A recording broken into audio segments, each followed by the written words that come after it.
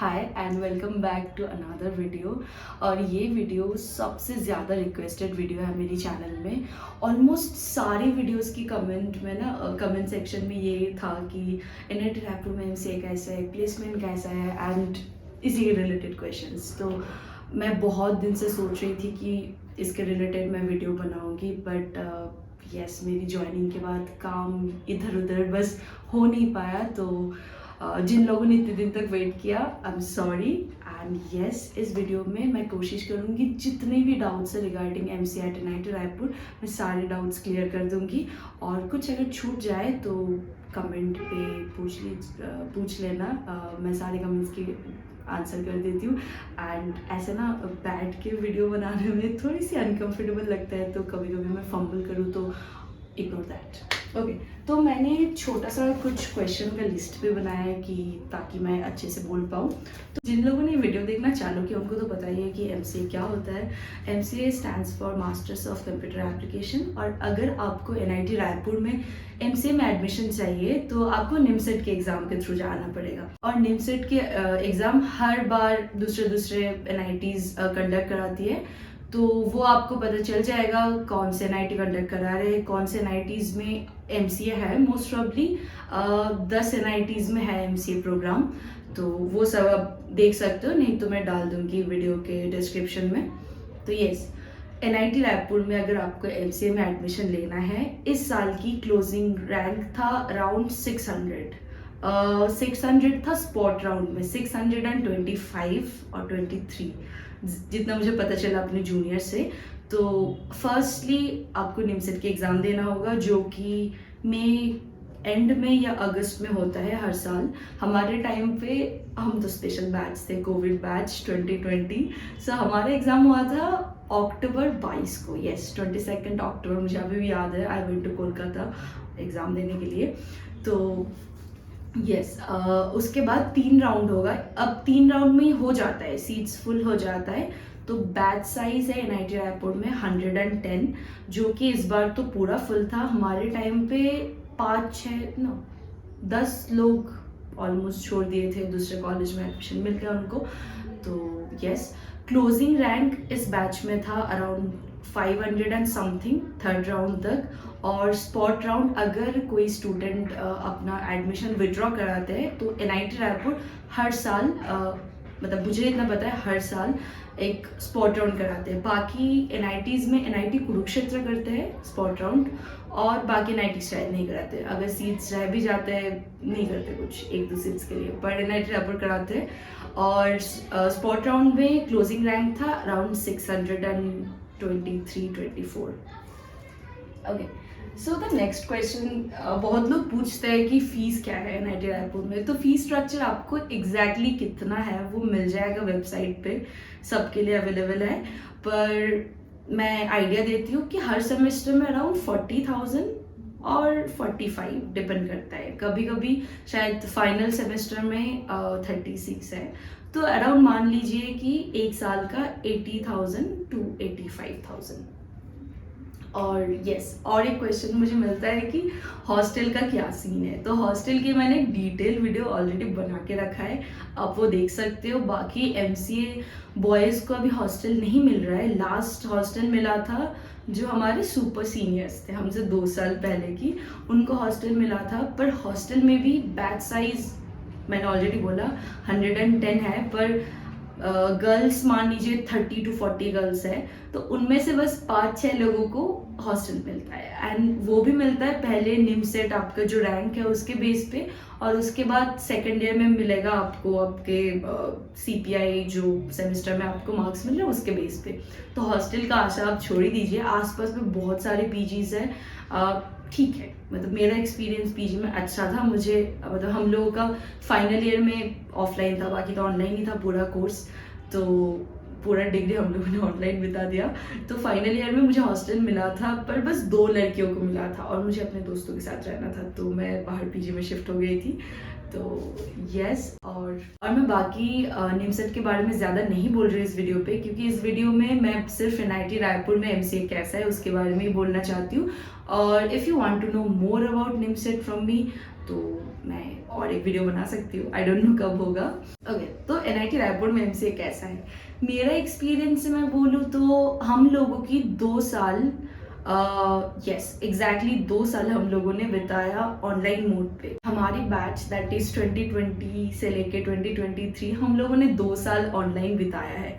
तो पहले online class सबको पता है कि कैसी है, लोग करते थे, हम लोग भी वैसे ही करते थे।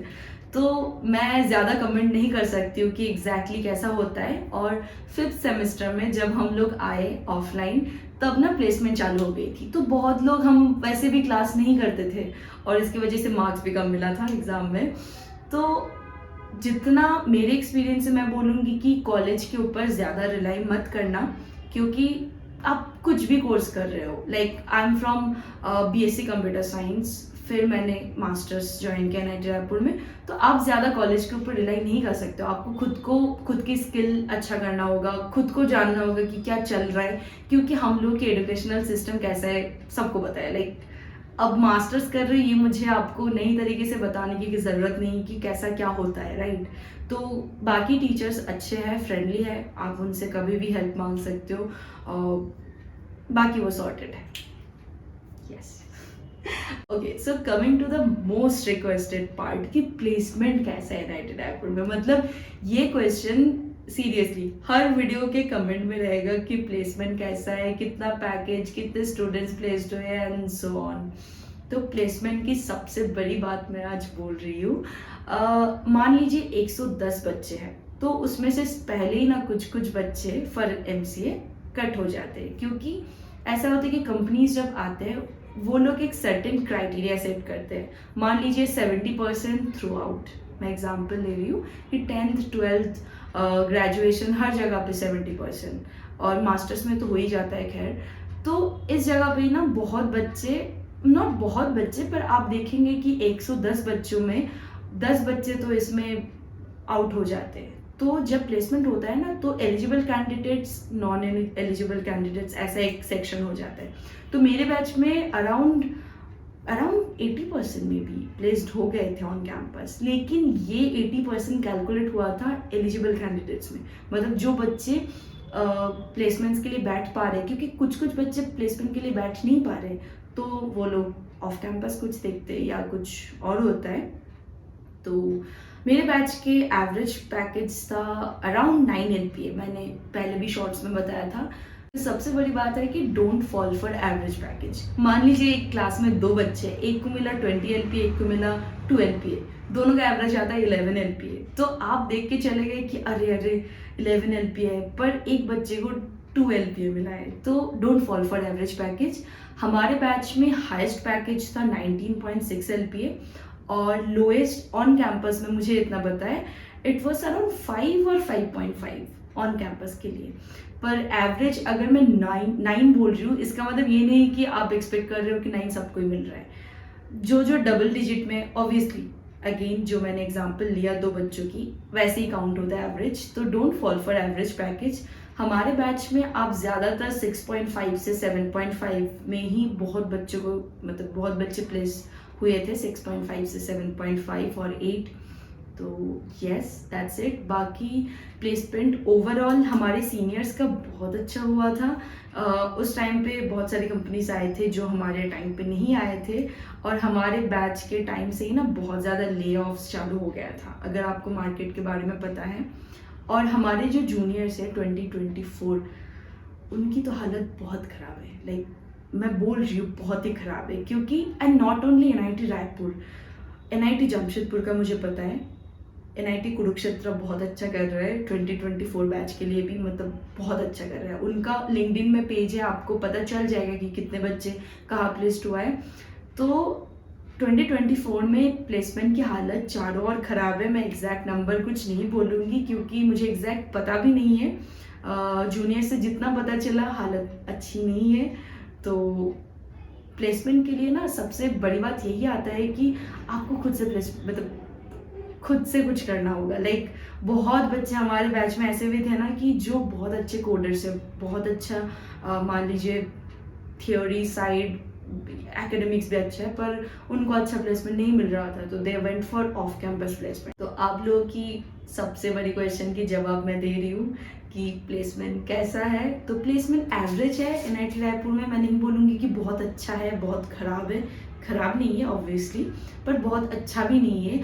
और प्लेसमेंट के लिए आप कॉलेज के ऊपर ज़्यादा रिलाई नहीं कर सकते हो। आपको ऑफ कैंपस कुछ देखना होगा, खुद से प्रोजेक्ट्स बनाना होगा, खुद से बहुत कुछ करना होगा। बाकी येस, कॉलेज एनआईटी आपको एक मौका देती है कि कंपनीज आती है, आप बैठ सकते हो।